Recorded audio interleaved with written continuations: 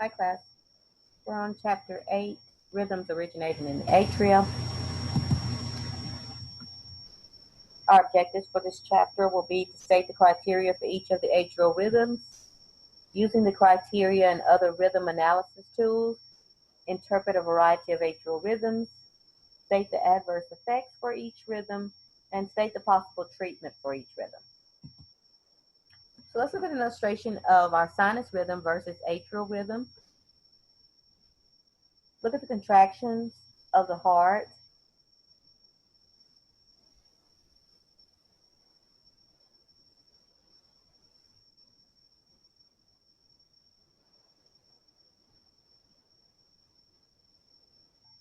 So here we see the normal sinus rhythm. And then here to the right, we see an illustration of an atrial rhythm with tachycardia.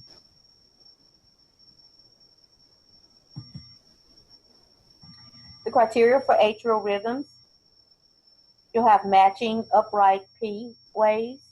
The atrial rate or the heart rate of the P wave will be greater than 160 at rest, or you may have no P waves at all.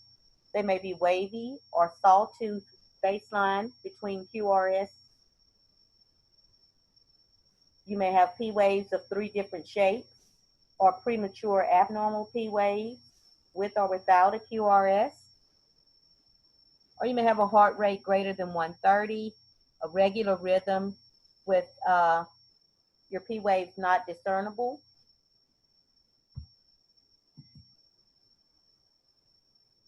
So our first atrial rhythm we're going to talk about is the wandering atrial pacemaker.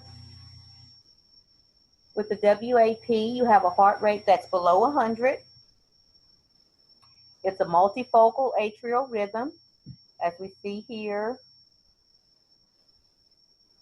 The signal can be coming from different areas in the atrium, from the SA node, the atria, and the AV node.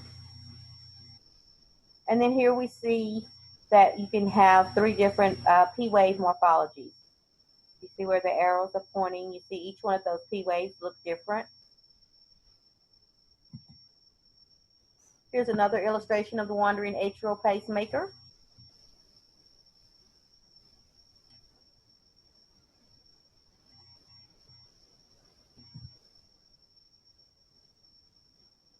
Okay, and this happens when your SA node, which is your normal pacemaker of the heart, becomes sick.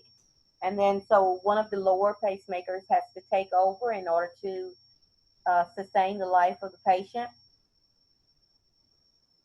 So with your wandering atrial pacemaker, you'll have 3 different P wave configurations, and that's how you will distinguish the wandering atrial pacemaker, okay? Your heart rate will be between 60 and 100.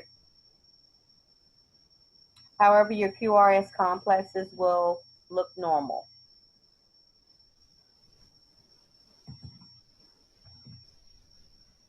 So your multifocal atrial tachycardia, basically your multifocal atrial tachycardia and your wandering atrial pacemaker, you'll see is basically the same rhythm looking strip.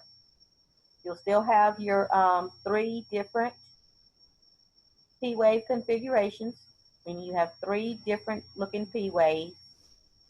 However, the way you distinguish your multifocal atrial tachycardia from your wandering atrial pacemaker will be your rate, okay? Remember with the wandering atrial pacemaker, we said you had a rate between 60 and 100. Well, with your multifocal atrial tachycardia, that heart rate's going to be greater than 100, okay?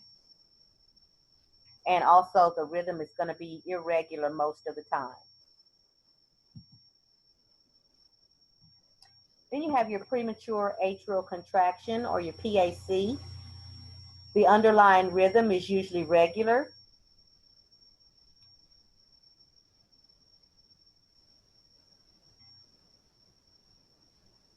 The underlying PRI is normal. And the underlying QRS is normal. But with your PAC, what you're going to look for is a pause in the T wave.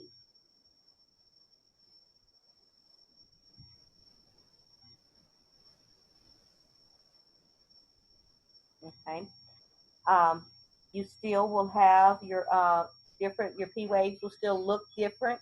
However, when it gets to that pause, you may have that P wave hidden inside of the T wave, so you may not be able to see it.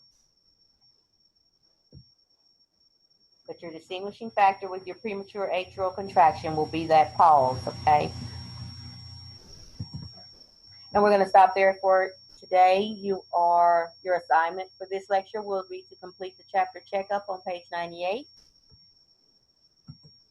And I will see you guys next lecture.